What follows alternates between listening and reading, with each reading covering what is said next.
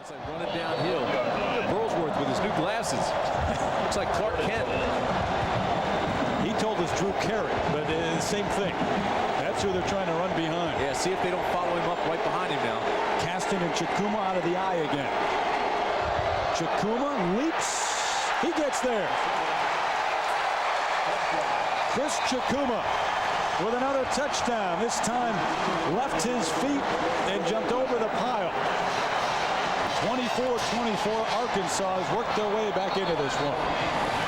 And they've done it off of turnovers and on the ground with Chikuma. Guys, two great offensive linemen. We mentioned Jansen earlier for Michigan. Burlsworth, you guys just talked about. The Clark Kent, the Superman look there, 77. The previous touchdown when they came off the field, the offensive coaches were saying, hey, big stud, we're coming after you. Play after play after play. And that's what they did to me. 1, 2, 3 into the end zone. This guy is dominating offensively. Indeed, he's also a quality guy. We had more fun talking with him. He was a walk-on. Now he's an All-American. He also is brilliant. He's a great student. Last week he got his MBA. The guy is just what college football is all about. And he's one of the great stories that you're going to find in college football. I mean, how do you not recruit that guy? He said coming out of high school, he was 310 pounds. Hey, put him in the weight room, and he's an All-American. Said he had to lose weight first in order to gain weight. See, you know what? You've got that all-academic, all-American guy. You've got him now with an MBA. So we're going to talk about the math. We'll talk about an athlete. We'll call him a mathlete. I've been called everything. Clark Kent, Kurt Rambis, Drew Carey, you name it, I've been called it. We forgot about Kurt Rambis. Yeah, that's right. Absolutely. You know, he's the first team All-American at Arkansas since John Baker. And, you know, we talked about John Jensen and his 50 straight starts. Well, at Arkansas, they haven't been going to bowls. He's got 33 straight starts.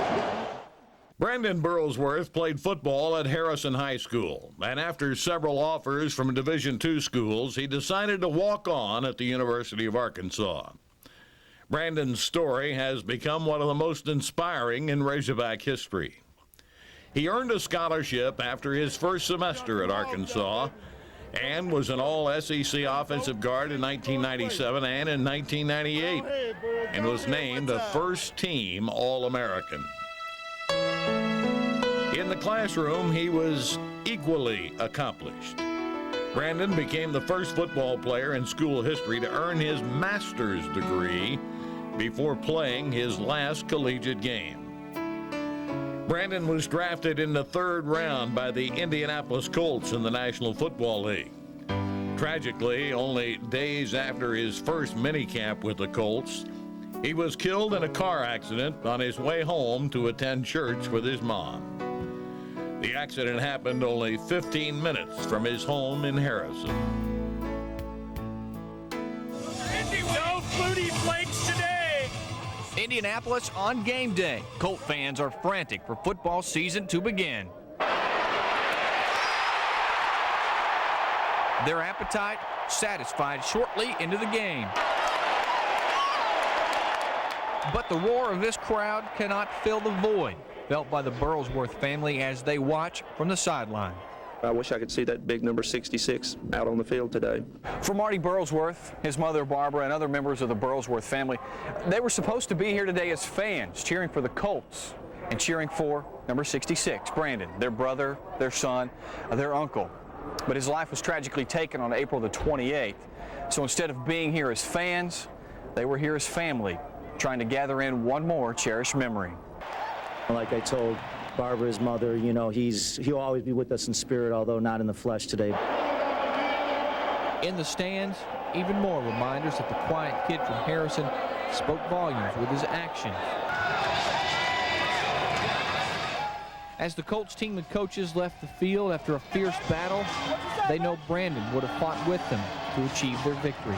It's a tragedy. He was going to be a big part of what we're doing this year, but more importantly, you know, it's a life loss, and it just doesn't seem fair. But immediately, you can tell he was going to be a great player. I mean, that first impression he just made, I mean, he was just a really great guy. And there's no doubt that he would have made our team, and certainly would have been a factor in our win today. And it was a horrible tragedy, just a horrible tragedy, because he was had a tremendous future ahead of him. We are part of the Colts and always will be.